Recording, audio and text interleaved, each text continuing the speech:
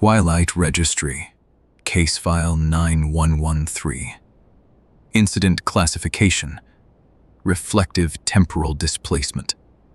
Personal. Submitted anonymously. Witness location: Portland, Oregon. Current location: unknown. Status: unresolved. The following account was submitted to the registry via encrypted form. The submission IP address has been logged and sealed per our standard protocol. We have not attempted to identify the submitter. You notice it on a Wednesday. You are brushing your teeth at the bathroom sink, and you look up into the mirror, and your reflection blinks half a second after you do. You tell yourself it's nothing. Bad lighting, tired eyes. You are, in fact, tired. You have been tired for weeks in the way that is ordinary and unremarkable. And you understand that tired eyes do unremarkable things. You go to work, you eat lunch, you come home, you brush your teeth again.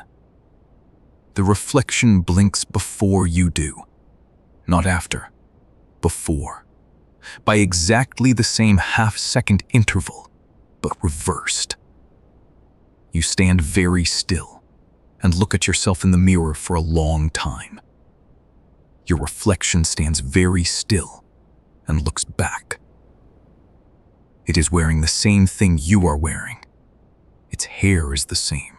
Its expression is the same expression you are trying to maintain, which is the expression of someone who is not frightened and has no reason to be.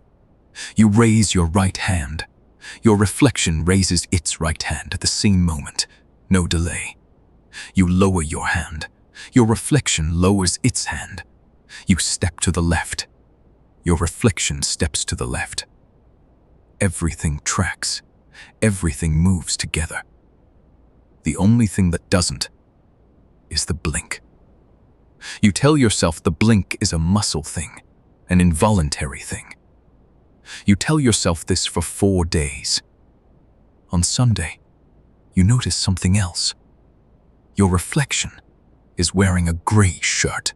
You are wearing a blue shirt. You look at this for a long time. You confirm it. Blue shirt on your body. Gray shirt in the mirror. You look down at yourself. You look back up. Your reflection has its head slightly tilted, looking at you in the way you sometimes look at something you find puzzling, with patient attention. You go to your closet. You find a gray shirt. You wore it on Saturday. You remember wearing it on Saturday. You look in the mirror again, at the reflection in the gray shirt. And you understand that you are looking at Saturday. Not a copy, not a glitch. Yesterday. Your reflection is showing you yesterday. You spend the rest of Sunday watching it. You move around the apartment, and your reflection, 1 day behind, moves around the apartment in its own quiet parallel. It is eerie in the way of something that is almost right, like a song played slightly flat. It does most of the things you remember doing: eating, looking at your phone, watching something on the television with the sound off. Near midnight, Sunday in the mirror reaches for something off-screen to the right. You remember doing this. You reached for your water glass, but Sunday in the mirror pauses and then goes still. Sunday in the mirror is looking at something behind you. You remember being alone on Saturday. You are certain you were alone. You live alone. You did not have guests. You did not have visitors. You checked and checked again in your memory, and Saturday was a day you spent alone. But Sunday, in the mirror, is staring at something behind your left shoulder with the expression you recognize from your own face. The face you make when you are trying not to show that you are frightened. You turn around. There is nothing behind you. You look in the mirror again. Sunday you is still looking at it. Whatever it is, you cannot see it from the present. You can only see that yesterday you saw it. You do not sleep well on Sunday night.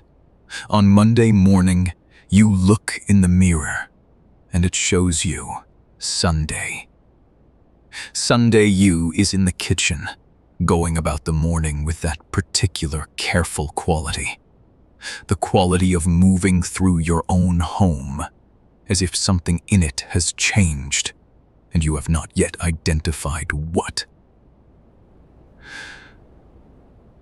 Sunday you reaches for a coffee mug with your right hand and stops, sets it down, takes a breath, then picks it up with your left hand instead. You do not remember doing this.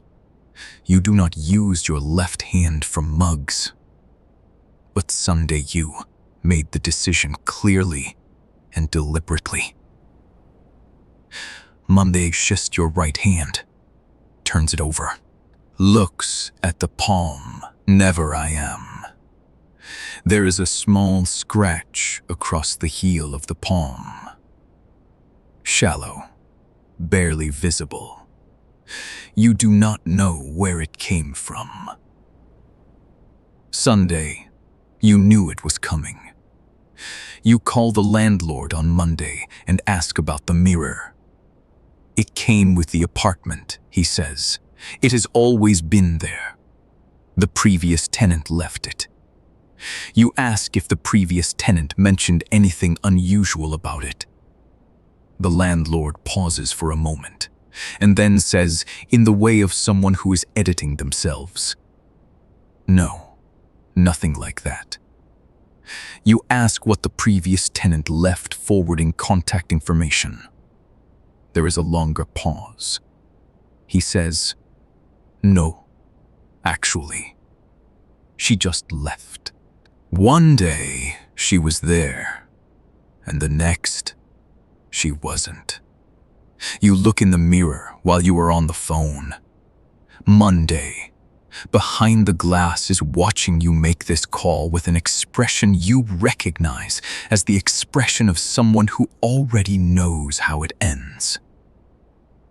You removed the mirror from the wall that night. You put it in the parking garage, behind your parking spot, face down. On Tuesday, you submitted this account to the Twilight Registry and requested guidance. We have no guidance to offer. The registry does not have a protocol for what you have described. We have one prior account of reflective temporal displacement from a 14-year-old girl in New Mexico in 2003. But that case involved displacement of approximately 12 seconds, and the witness's family relocated before we could conduct a complete interview. One day is unprecedented. What is inside the window, looking back at you from outside the window, we cannot say. What it sees when it sees you, we cannot say. We advised you to keep the mirror face down. We advised you not to move. You did not respond to our follow-up contact. Your submission IP address traces to a library in Portland. We checked the library's records. The account was created 3 minutes before you submitted the form and deleted 3 minutes after. The library has no CCTV in the public computer area. We are not able to locate you. We note only this. Whatever the reflection was showing you, it was also watching you watch it. The delay is not a technical artifact.